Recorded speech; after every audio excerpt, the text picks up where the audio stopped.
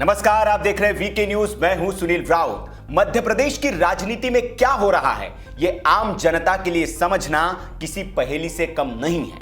कौन किसके खिलाफ साजिश कर रहा है, कौन किसकी सरकार गिराना चाहता है, ये वही जानते हैं जो इस खेल के शातिर खिलाड़ी है। राज्यसभा चुनाव के पहले मध्य प्रदेश में शुरू हुई सियासी नाटकबाजी ने सूबे की जनता के साथ ही देश की जनता का भी ध्यान अपनी ओर खींचा है।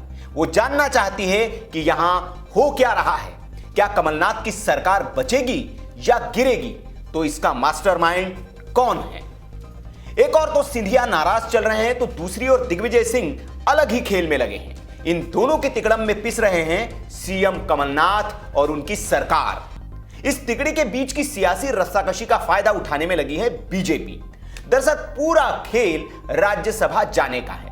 3 सीटों के लिए यहां पर चुनाव होना है। एक सीट बीजेपी कांग्रेस को मिलनी तय है, लेकिन चूंकि किसी के भी पास राज्य में पूर्ण बहुमत नहीं है, इसलिए तीसरी सीट पर चुनाव की नौबत आ सकती है। और ऐसे में जिसके पास वोट होंगे वो राज्यसभा जाएगा।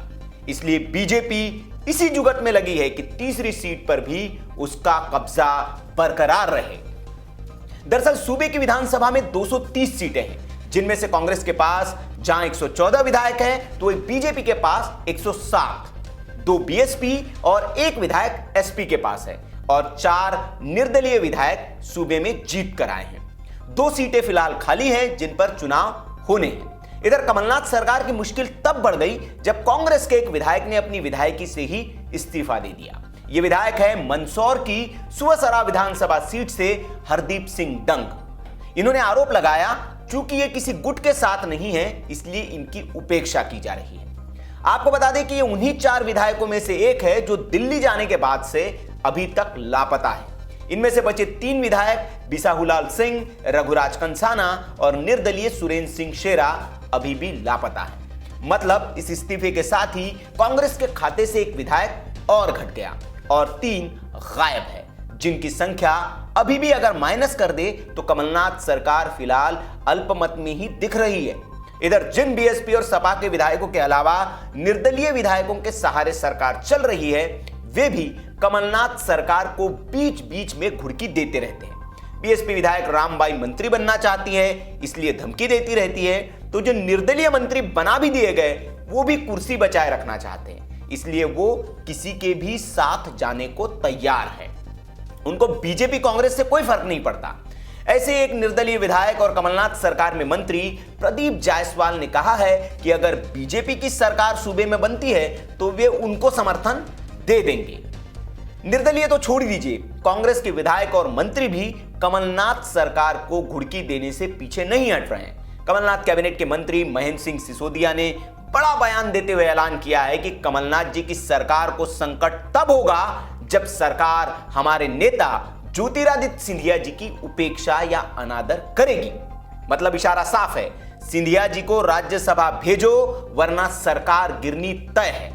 आपको बता दें कि प्रदेश में सिंधिया समर्थित विधायकों की बड़ी तादाद है जो वक्त वक्त पर सरकार को आईना दिखाते रहते हैं। अभी सियासी उठापटक के बीच ही बुधवार सुबह सिंधिया समर्थक 3 मंत्रियों ने एक बैठक भी की थी, जिसके बाद कई कयास लगाए जा रहे थे। और अब मंत्री का यह बयान साफ है कि मध्य प्रदेश की सरकार पर खतरे की तलवार लटक रही है, क्योंकि जिस तरह से कुछ विधायकों को गायब कराकर दिल्ली ले जाया गया था, इसका मास्टरमाइंड दिग्विजय सिंह को बताया जा रहा था। दरअसल इस सियासी ड्रामे के जरिए दिग्विजय सिंह ये संदेश देना चाहते थे कि उनके रहते ही एमपी की सरकार सुरक्षित है, इसलिए उन्हें राज्यसभा जरूर भेजा जाए। और इधर सिंधिया समर्थक सिंधिया को राज्यसभा भेजने के लिए जी जान लगाए हुए। मतलब दोनों में से एक भी राज्यसभा नहीं भेजा गया तो मध्य प्रदेश की सरकार गिरनी तय है।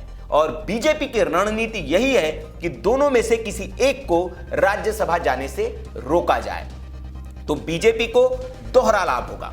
एक तो राज्यसभा की एक सीट भी वो जीत जाएगी और वो सूबे की सरकार भी संकट में आ जाएगी। तो यह है फिलहाल मध्य प्रदेश की राजनीति की पूरी तस्वीर, जो आपको समझनी जरूरी है। और इंतजार आपको करना पड़ेगा राज्यसभा के चुनाव तक का, जो कि अप्रैल महीने में होने, अप्रैल महीने में सीटें खाली होने वाली।